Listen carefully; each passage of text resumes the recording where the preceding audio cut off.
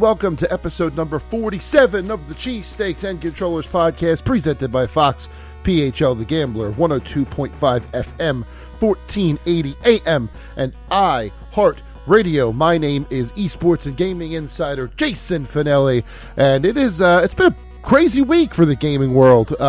More on the business side of things, with an epic court battle that I will try to get into a little bit further in this episode, as well as some other things that have been happening. There have been some cool stuff as well. Some big game release tomorrow or Friday, depending on when you're listening to this. We'll get into that franchise definitely a little later on in this episode. Unfortunately, we do have to start things off talking about the Philadelphia Fusion's loss last Sunday. Not something that I am very excited about, but I did bring in a great guest to go over that with me and all things Overwatch League coming up in our first segment. So let's not waste any more time and get right into the 6 in 60 seconds.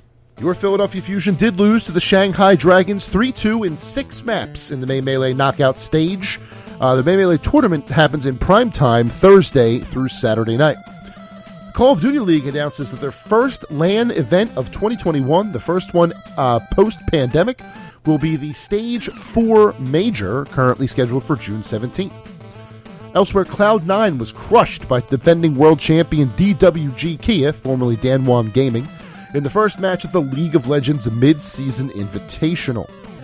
Epic Games vs. Apple court case has begun deliberations, with multiple documents leaking, with info concerning multiple companies outside of just those two. Nintendo annual sales report revealed 84.5 million Switches sold since launch, with Mario Kart and Animal Crossing both selling over 30 million copies in their lifetime. And finally, Kenna Bridge of Spirits 12 Minutes are among 8 games selected as official selections in the first ever Tribeca Film Festival's Tribeca Games Initiative. Those are your 6 in 60 seconds. And as always, the 6 in 60 seconds are brought to you by the sponsor for Cheesesteak and Controllers, Ghost Shaver. The Ghost Shaver is designed to feel like it's an extension of your arm, allowing all users to reach anywhere on the head, face, or body. The precision cutting system gives you a close and smooth shave every single time, with 5 rotary flex action super thin blades and a patented handheld design that fits into the palm of your hand, giving you a firm and controlled grip every single time. Go to ghostshaver.com to check it out and get yours. That's Ghost Shaver, a shave above the rest. Yes, folks, those are the 6 in 60 seconds for the week. A bit of adulting in the video game industry this week between the business calls of Activision Blizzard and the Epic versus Apple legal struggles. Definitely have my eyes on that. But as much as I do not want to do this, we have to talk about the Overwatch League from last week. And I am sad to say that despite a strong 4-0 start, including a match against the Chengdu Hunters that I'm still very thrilled about, our Philadelphia Fusion lost in what was a banger. It was a fantastic match, objectively, in 6 maps to the Shanghai Dragons, knocking them out of the May Melee tournament and therefore sending them home for this entire weekend. I could not bear to talk about that and to talk about my 1-5 Sunday prediction disaster by myself. So to help me with that, I have brought in an absolute ringer. He's a writer for Esports.gg, tournament organizer out of Chicago. His name is Will English IV. Will, how are you, my friend?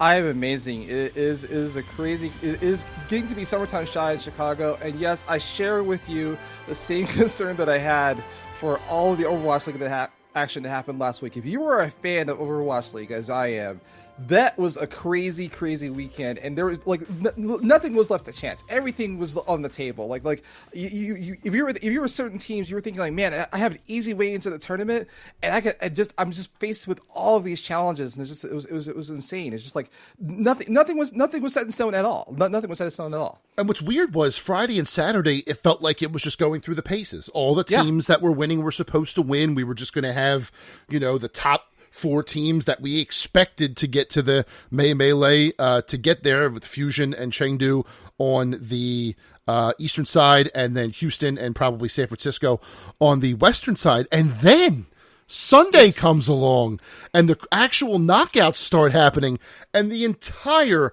script is flipped. Let's talk about the Fusion for just a second. Go for it. Honestly, all they did was reawaken the Shanghai Dragons of last season. That 6th map was one of the most intense maps I've ever seen, but really proved to me that although they had a slow start, the Shanghai team is just as dangerous as they were all of last year. Would you agree? Absolutely. It just like, if you imagine the Shanghai Dragons had to kind of like, they were in control of their destiny on Saturday as well, getting into the knockouts, right? So they're not going to just like bow out and go out quietly into the night. That is true. In their match as well. So like, yeah, that was very tense. It was just like last second theatrics, the whole 9 yards. But like, but if you also imagine too, that Shanghai was also very consistent last year as well. So just coming into this knockouts with more of the same, but their backs were against the wall and they decided to come up and clutch and get this out. So, congratulations to Shanghai for making it into the into the tournament.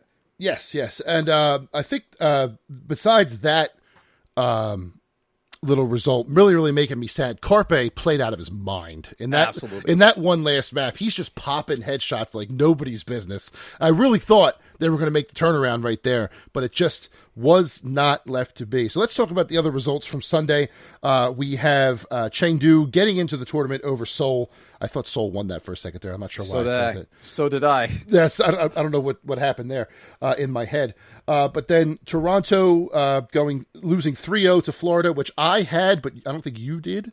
I like Toronto. I really thought that could have been a closer match than 3-0, but Florida just seems to be playing out of their minds.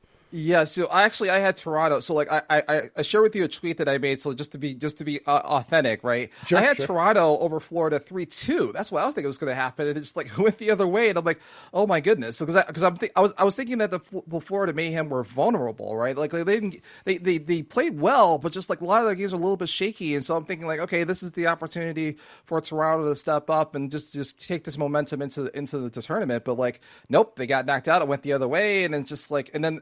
We can talk about the other teams as well. Like don't leave out the Justice and the Outlaws, who just had one game. They had one match. To get into this thing, and then they couldn't even pull that off. So anyway, let's keep going. I don't want to get out of order here. Yeah, no. Actually, I wanted to ask you a question because the next 3 matches could all be up there for upset of the weekend. You have Dallas blanking San Francisco 3-0. You then have Florida taking that momentum from the Toronto match and beating the Washington Justice, who I thought was one of the scariest teams in the West, 3-1. And then you have Dallas blanking Houston, who was probably the scariest team in the West. Cats and dogs living together, total anarchy, nothing makes sense. So which of those 3 matches would you say blew your mind the most? I know what I think. Oh my, that is a tough question. I will say though, before I answer this question, like imagine you're playing the Outlaws, right? You're playing so Dallas versus the Outlaws, and it's like you already took care of this. Like past results does not equal future performance, right? So, so the idea is like if the Outlaws are walking into this match, we already dispatched these guys. Like why can't we do it again? And so I would say, yeah, the most surprising result was the first match, the Dallas Fuel shock match, because the Shock had to play.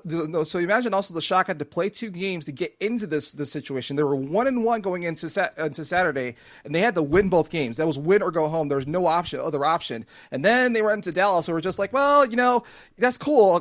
Glad you just got here, Shock, but we're just going to keep moving on here into the tournament. And then you're like, okay, fine. Okay, maybe that was the upset. So if Dallas did not make it into the tournament, I would have said that was the upset match. But just like. But the Shock got knocked out, and then they did it again. Like they did it twice, and so just like is there any truth to like kind of the cold hand Johnny idea that like okay, the Washington Justice and the Outlaws. We'll also talk about the Justice in a little bit here, but like they were just waiting.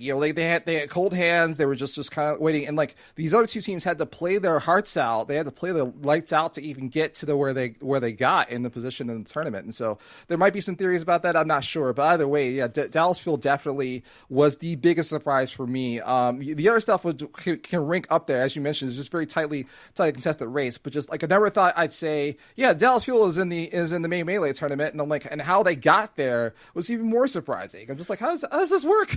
It's funny that you mentioned that, because of the teams that played on the first, which would have been Saturday, leading into the Sunday matches, only the Florida Mayhem were that successful, so they were able to run their momentum forward. Shanghai Dragons were able to make that momentum forward. San Francisco was the only one to like trip at the finish line, which is bizarre.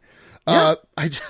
And of San Francisco, I guess San Francisco is a team that everyone expects who follows the league to just win every match they play, because that's what they've been doing for 2 years. They win every tournament, they win every championship, so on and so forth. Now they seem vulnerable. What would you attribute that to? What do you think is San Francisco's main weakness right now? Just probably at the front line at DPS. I mean, like Super can't do everything on his own, right? He has to. He needs help. And unfortunately, I don't think that like San Francisco benefited from all the roster shuffling from the offseason. And so it's just like, yeah, they picked up some Korean talent, but like it's not enough. It's just not enough. There's just so much other talent going on the other side. And then you also imagine like most of the members of the Titans / Runaway of is sprinkled across different rosters as well. And so it's just like they didn't even benefit from that. And so it's just like, yeah, they won and they did keep the majority of their roster, but just like I'm looking at that front line. I'm looking at DPS, and I'm just like, man, it's like Super, like come and help. Find somebody to help Super, and I'm not sure if they can get a trade during the season to help them with that. But who knows? I mean, like I said, anything's on the line here. But also don't discount all the rest of the teams either. They're just as hungry. Like the other thing is like just like it's not just like the San Francisco Shock's weakness, but like this format. It seems this pandemic-induced format kind of lends to opportunities to kind of shine. It's just like, well, I don't have to be a city-based team. I don't have to play with certain teams. I can just pick my spot because we're all in the same position. We're all playing from home. So like the travel and everything else that was part of the previous seasons is not here in this particular format. But either way, I mean, if you're looking at San Francisco, it's just like I said, I definitely look at the front line. Like Tank, not so much, but just definitely a front line Super. Just like he can only be an MVP for so long without supporting you at backline. Michael Jordan, Scottie Pippen, all the sports analogies you can possibly use. Like he needs help. Yeah, he does need help. And I thought being the Fusion, I thought the Fusion would enjoy Rascal's benefits more than the San Francisco Shock would miss them. But I feel like I feel like they're just as vulnerable without him as we are stronger with him. Does that make sense? So yeah. I love that pickup for us, but I didn't think I would hate that for them. I didn't really think it would make as much of a difference, but man, are they struggling in that DPS line. You are not wrong, sir. So let's get into the actual May Melee tournament. I would like to say right now that based on the 4 teams that are in there, and I mean this with no disrespect to the 4 teams that made it, that it is not indicative to the strength of the overall league as a whole, because the top 2 teams from both sides aren't, Chengdu's in there. So one of the top 4 teams, top 2 from the East, top 2 from the West are in there. The rest of them are seat of their pants, 3-4 seeds getting in there, which is great for them. I think it makes for a more interesting tournament. But if you're tuning into the May Melee as your first Overwatch League experience, I would advise you to keep watching, because there are awesome teams outside of them. So first things first, the Hawaiian traveling all these teams to Hawaii is an interesting choice. Makes for some interesting times. So this podcast will be going up Friday, 9 a.m. Eastern, hitting the radio Saturday at 4 p.m. Eastern as usual, which means that the first match of the May Melee tournament, Shanghai versus Florida, will probably be happening as I'm editing this Thursday night at 10 o'clock. 10 o'clock p.m., which is, I love primetime Overwatch League. I think it's a great idea. It's just very, very jarring. How do you think people will adjust to the change in times for these in-season tournaments? Well, it's going to be different from their current experience, right? It's just Sure. like they don't have to go anywhere. Like if you'd imagine with the homestand model, even with that, right? Like part of the stress of being an Overwatch League player was supposed to be the travel aspect of it. We're trying to like replicate some of the NBA leagues and everything else. And some people dealt with it well, and some people were like, well, it's a week to week thing, or they didn't have to play every week and stuff like that. So I imagine that like, if you're going to make this time change, you're traveling kind of for the first time, and we're going to see how it affects teams. It's going to see how and some of these players have not done that before. They haven't done that at all, right? They've joined in, during the pandemic. And so I imagine it will be a factor, but maybe not as much. I'm not sure, especially for the Asian teams. They're not going to change time zones that much. They're just leaving from Asia over to Hawaii. It's just a short trip. But for teams, on the other side, on the Eastern side, we'll have to figure out like how they're going to deal with that. But I would also hope that it's an expectation that was set to them, right? It's like, hey, winning means you have to deal with that. Winning means you have to step up and deal with these kind of external factors, but not as much as, say, season 2 and in the homestands and everything else that we're traveling for. Yeah, that's definitely fair. So, all right, here we go. Will. We're going to do it. We're going to put ourselves out there. Are you ready? Yep. We're going to pick the Melee. Hold on. We're going to pick the whole thing. Go for it. I will. Let me find a bracket real quick. I just want to make sure I get them all right. Okay, so first match, Shanghai and Florida. I see this to be slightly close, even though Florida dominated their way into the tournament, Shanghai getting in by the skin of their teeth, I think, is going to give them a little more grit, and I'm actually going to give the edge to Shanghai 3-2. What do you think? Yeah, I'm going to go along with you as well. It's just like it seems that momentum benefits teams in this format, and so you're right. Like I think the team that wants it more, that's hungrier, that kind of went in like I'll match you on this, and we'll differ a little bit as we get down. But I'm definitely looking at Shanghai being Florida 3-2. I'll take that. Cool. All right, and then on the other winner's side we have Dallas and Chengdu, and honestly, I'm going to go with Dallas here just because they've been shocking people so much. They're playing with house money. No one expected them to be here. No one expected them to get to this point and get here the way that they did, whereas Chengdu kind of had to come back from that loss to the Fusion in week 2 and earn their way into the tournament. So another close one. I think this will be another 3-2, but I think Dallas ekes it out. What do you think? I am going to go the other way. Okay. I'm going to say that Chengdu will probably, and I'm hoping this is going to be a stop. I'm thinking this is going to be 3-0, mainly because, as you mentioned, you kind of hinted this earlier, that they're the only top team that's left in the tournament, and they kind of earned their way in. It just easy peasy, right? So I'm just going to say this is where Dallas's fuel run, their adventure, their quest ends here in the face of the Chengdu Hunters. So I'm going to say Chengdu 3-0 for Dallas Fuel, and hope I'm right. Okay, so then your losers bracket matchup would be Florida and Dallas, with both of the Eastern teams moving on in the winners bracket. What would you say would happen there? So Florida and Dallas. Okay, and this is where it gets a little bit tougher, because look, Florida's going to come off a loss, and maybe the clutch factor comes into play. I would say like and here's the other thing too. There's also some credence to the fact that some teams need to play from behind. They need to lose in order to understand what's important to them, and then suddenly they clutch up and work for it. So this time, I would give the advantage to Dallas, and I would say like I think Dallas will pull this out. Now I think it's going to be tight. So I would say Dallas 3-2 in the loser side, but I would definitely give the advantage to Dallas in that particular aspect. Okay, so then your winner's side match would be Shanghai and Chengdu for a shot in the grand finals. Who do you got there? All right, so this is where it gets tougher, right? So now, chance meets opportunity. So you've got Chengdu, just like, again, they got an easy match. They probably don't have to think about it. And they got some time, right? They'll have some time between those matches to kind of like think about it and watch the Shanghai match to get some information. I would say...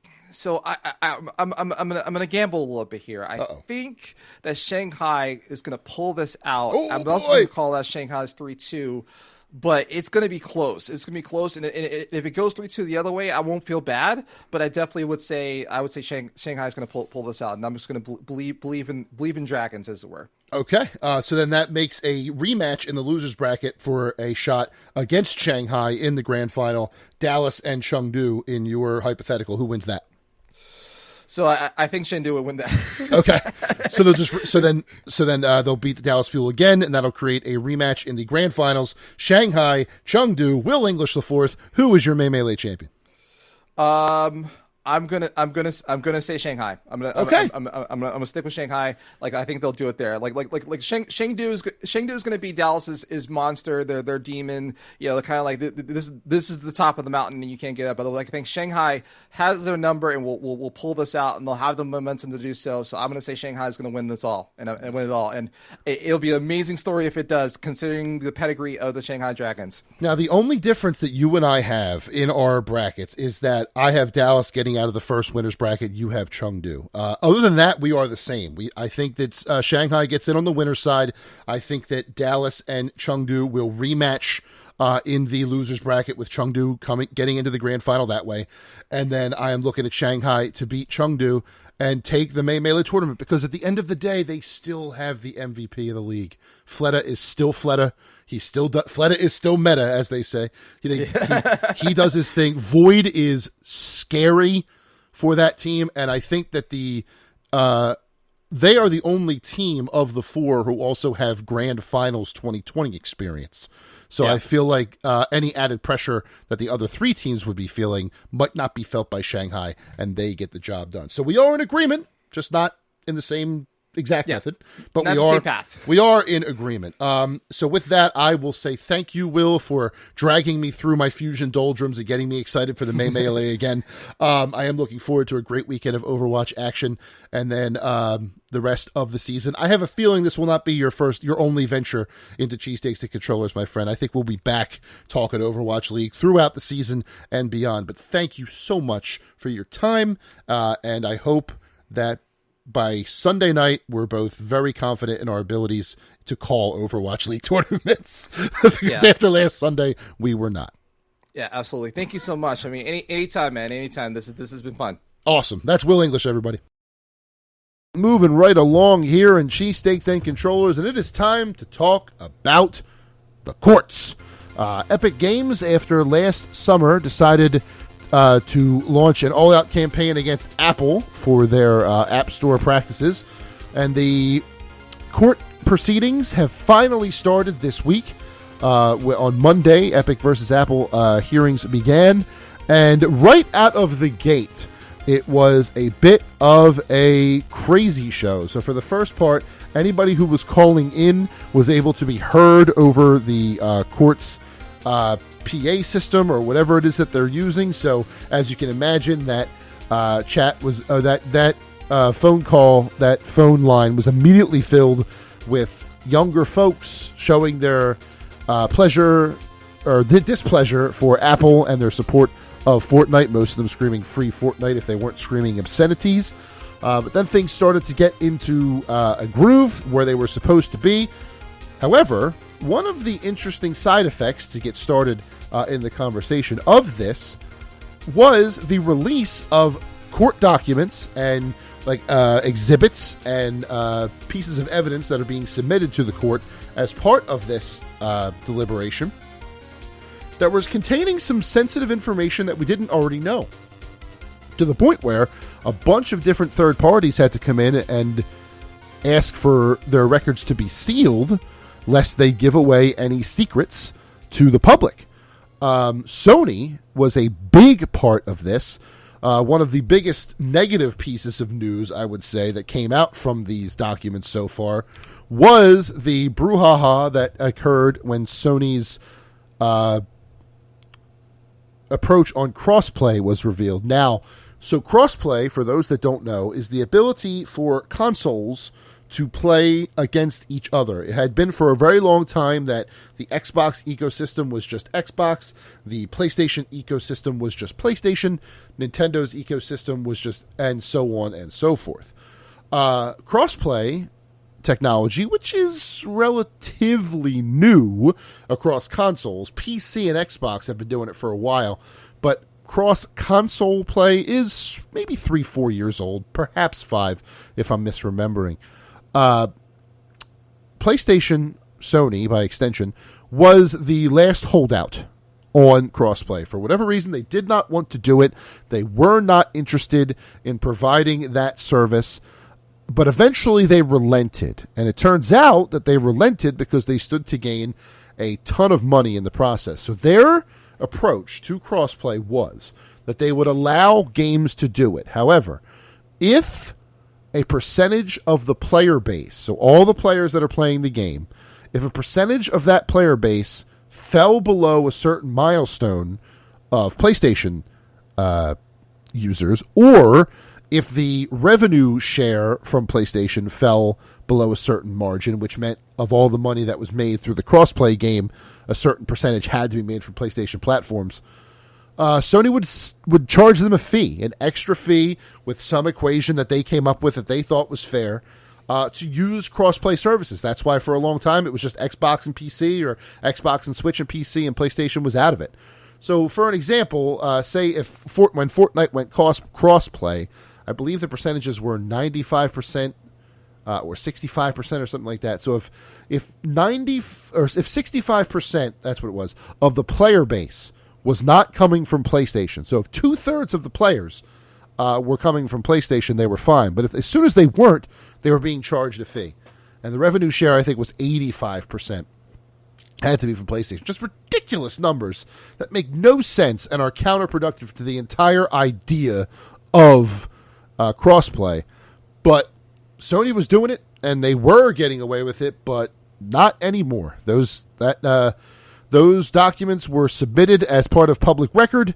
The public got their hands on it. The multiple gaming websites out there, IGN, GameSpot, etc., dug through it all, found it, and it became a huge talking point on the internet for much of the week. That was a big thing that they were dealing with. And they were also dealing with, on the other side, Sony, a lawsuit that emerged dealing with their digital storefront. So Sony could be in the hot seat just like Apple is now with Epic very soon. So let's back up a second.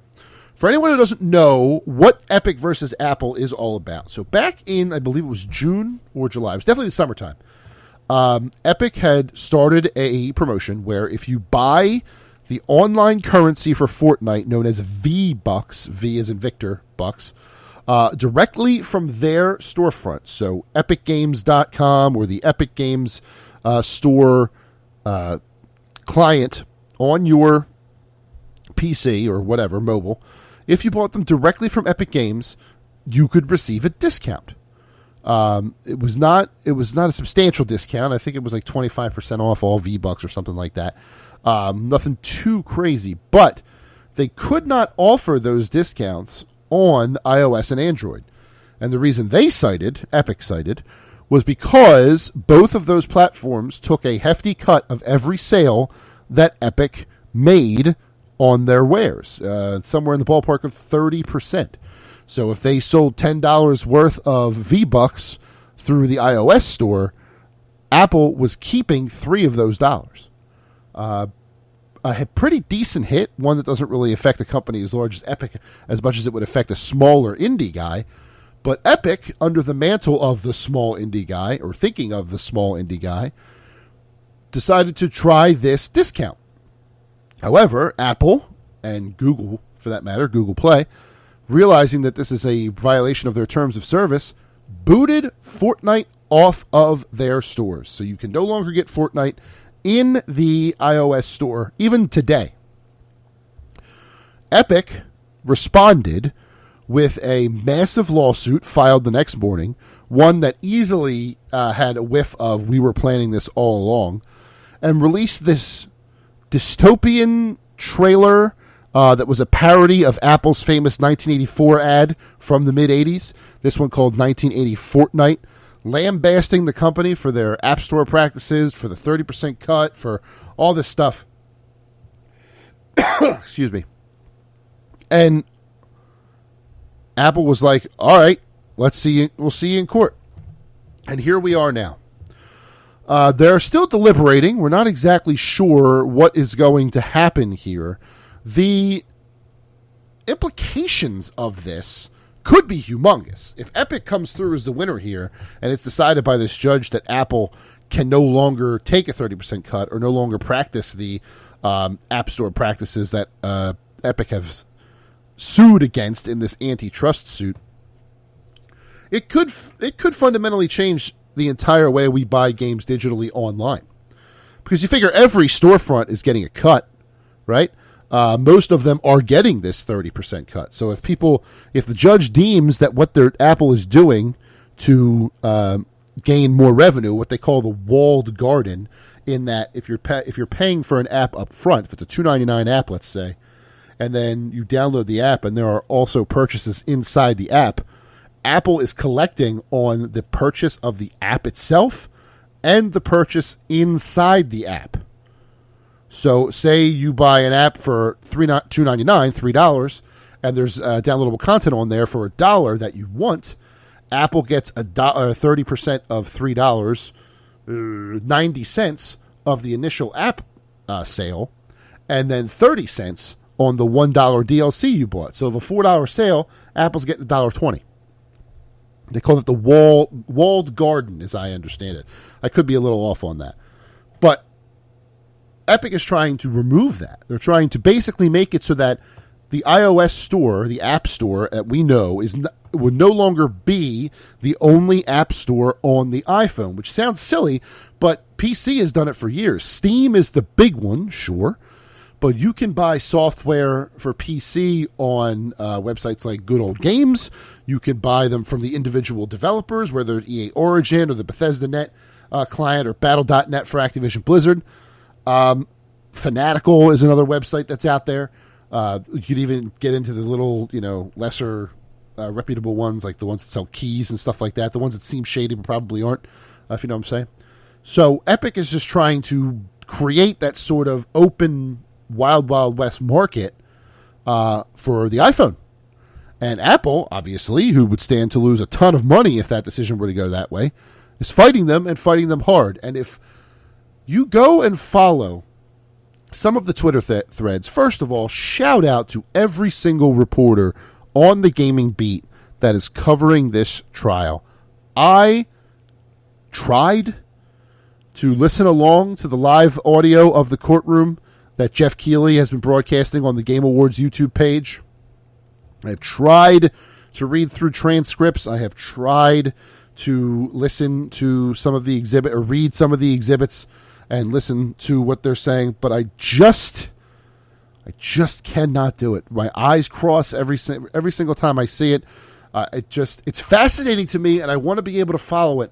But I have found some Twitter accounts that are basically live tweeting the proceedings and doing so in a way that is explaining what is going on perfectly. One of them being the Dextriarchy, at THEDEXTRIARCHY. His name is Addy Robertson. He has a different tweet thread for every single day of proceedings, and he's just adding to that over and over and over again with every question, with every quote, with every person that takes the stand, all that stuff. He is, or she is, they are, I'm not exactly sure. I don't think the profile says if it's a he or he, him. I want to make sure I get that right. It does not, but he's a senior reporter. This person's a senior reporter for The Verge, and they are on top of this trial every step of the way. I highly recommend, if you're interested, to go back and read those threads as Addy has put them together. They're doing a fantastic job with it, and I definitely will be keeping an eye on that throughout the duration of the trial. But I want to get back to some of the documents that leaked real quick, because a couple of them, while silly, are sort of an interesting window into just how secretive and backdoor the gaming industry can be. And the first one that makes me laugh every single time actually came out today. It was a document by Philip Schiller, who was a big-time executive at Apple, to a slew of other executives underneath him, talking about the App Store. This is an email from, I believe, 2012. Yes, February of 2012. This email came out. And it's regarding a app that made it to the top of the free app charts, so the apps that don't cost any money, that was a definite clone, ripoff, whatever you want to call it, of another established app. And I'm going to read that to you now, if you don't mind. This says, "What the hell is this? Remember our talking about finding bad apps with low ratings? Remember our talk about becoming the Nordstrom of stores in quality of service? How does an obvious ripoff of the super popular Temple Run with no screenshots, garbage marketing text, and almost all one-star ratings become the number one free app on the store? Can anyone see a ripoff of a top-selling game? Anyone see an app that is cheating the system? Is no one reviewing these apps? Is no one minding the store? This is insane. You're correct, Philip Schiller. It is insane. And to be completely honest with you, it's something that people have assumed for a long time, that you did not pay attention to your app store and apps could just go in there willy-nilly without any problems at all. But I digress. That is a very funny email. And just like I said, a window into what the heck is actually going on with these companies, or, you know, what they think is going on is actually just nonsense. There's another one that I would love to bring up to you. I'm going to have to find it for a second, but this is a correspondence between Tim Sweeney at Fortnite, at Epic Games, who makes Fortnite, and folks at Sony. This is leading up to E3 2018, when Fortnite was making the push for cross-play across all platforms. This was the same E3 that Fortnite was made available for the Switch, so that's why a lot of their interests in getting full cross-play updated and upgraded were they were big plans. So I want to read this email. Let's find it here. Here it is. That came from, again, another document from this court order. Their emails. This is an exchange between Tim Sweeney and Phil Rosenberg of Sony to enable crossplay on Fortnite. He says, and I quote, "Many Fortnite players are kids, and their friendships are being torn apart by Sony's segregation of players on competing platforms."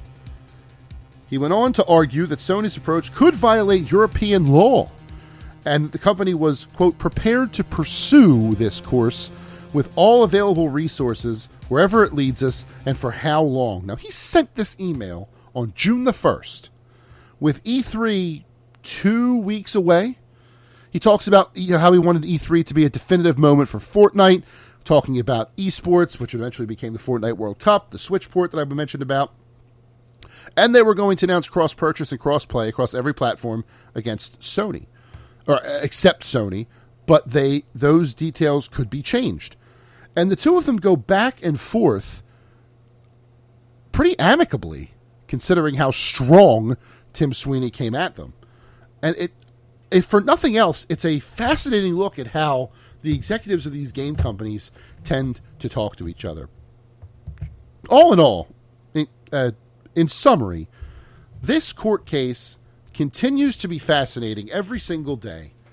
And the more information that comes out, the more we learn about this industry. Not all of it good. And really sheds some light on just how secretive and shady these things can be sometimes.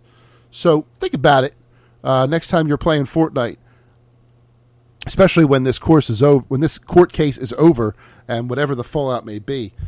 Think about where we came from, what we're doing, and how these companies act sometimes to get there, because it's just fascinating.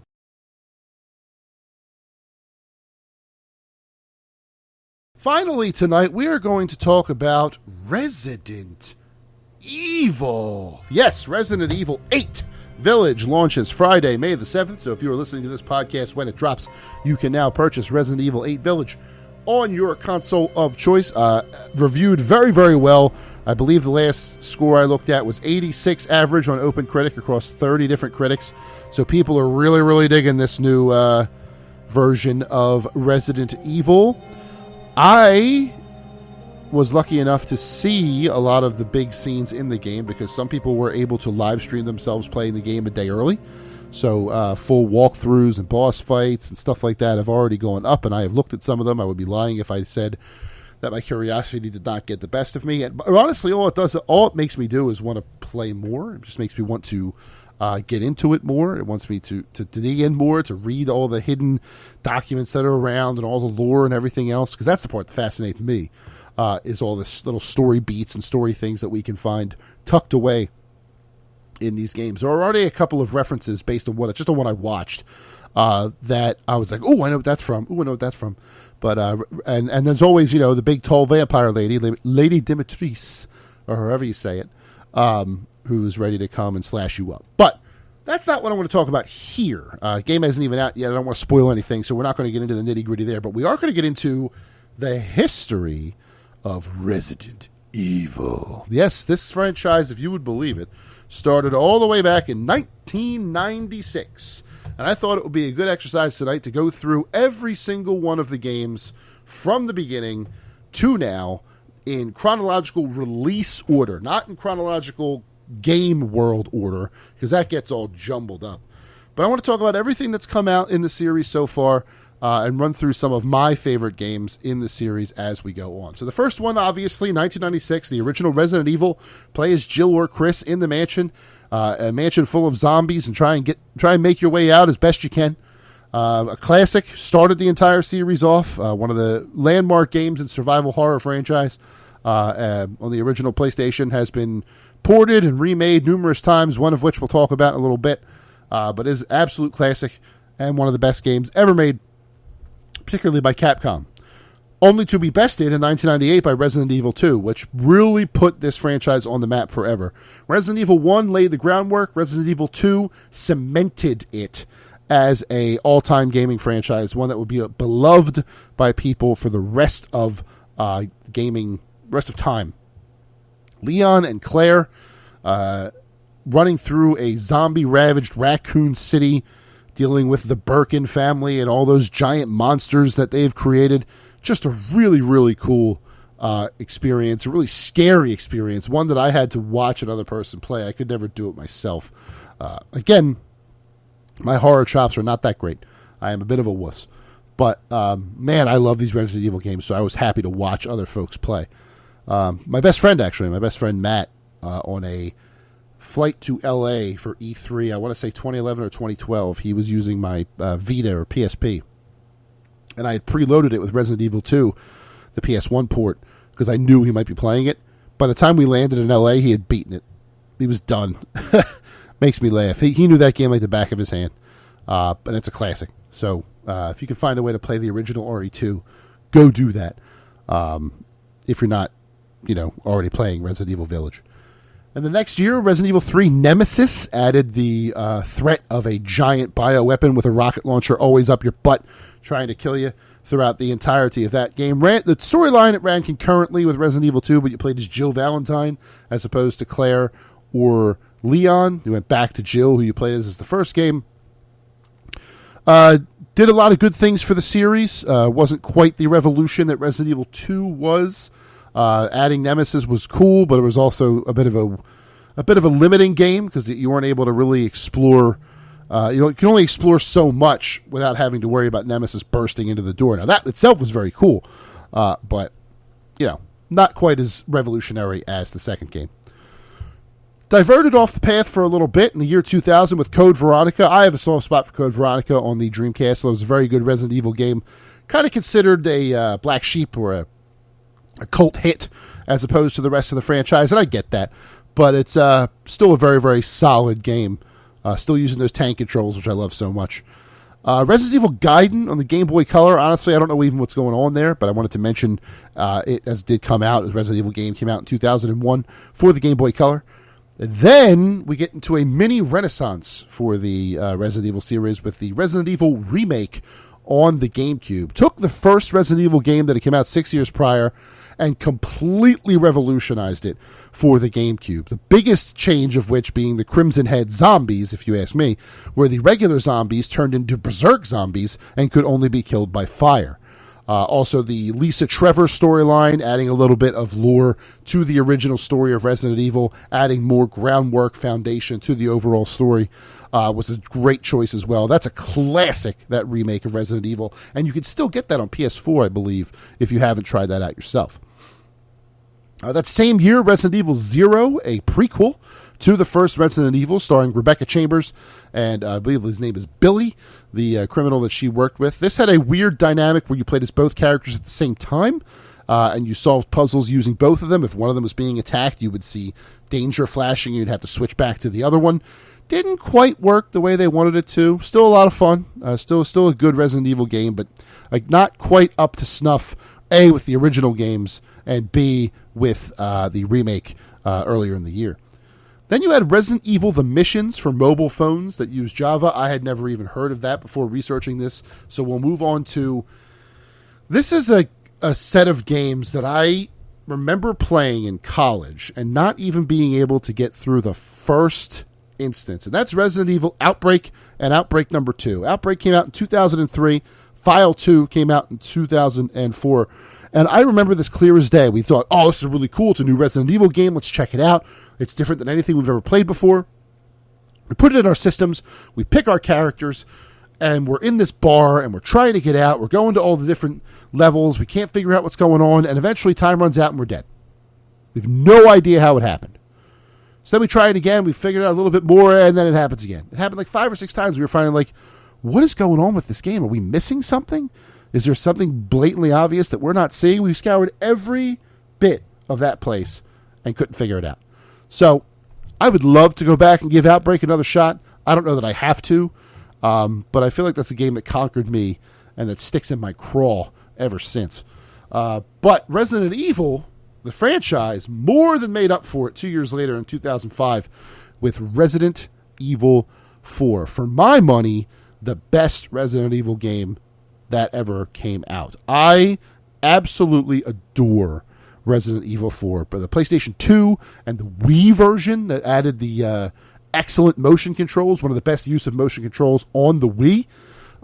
Just a fantastic adventure with Leon and the President's daughter, Ashley Graham, out there in the village and the castle, which should sound familiar. Just awesome stuff. I still hear those sound effects in my head of the Los Ganados coming at me, and the cool story beats with Luis and all that. Oh, just so good. I loved it. After that, we had a couple of little games. Resident Evil Deadly Silence, which was a port of the original Resident Evil to the DS, hence Deadly Science, DS. And then the first of 2 light gun style arcade games for the Wii. Resident Evil The Umbrella Chronicles came out in 2007, followed Albert Wesker and his adventures through the underbellies of Umbrella. And then Resident Evil 5 came out. Resident Evil 5 was a weird point for this franchise. Started to get less horror and more action. There was still tension. There were still a few jump scares, and there was still a bit of scare to be had. But it was not nearly as completely unnerving as the original Resident Evil games, and even 4 to an extent. And it started a trajectory that many fans did not agree with, and still don't agree with to this day. Now, I liked RE5. I played it online with a friend, beat the entire game co-op. Was a good big fan of it at the time.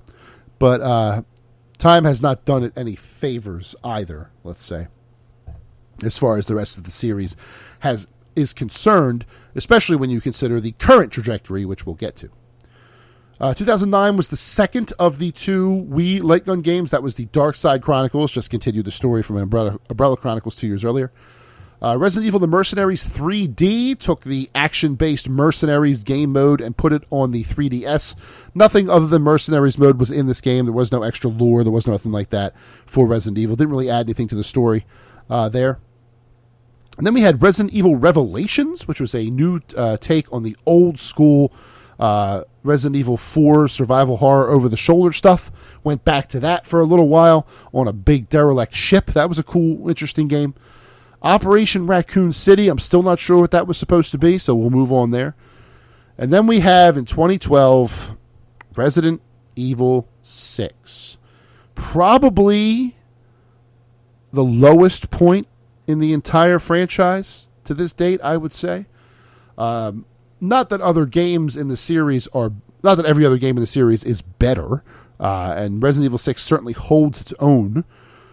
The problem was it tried to be 3 games at once. It didn't really do those 3 games justice.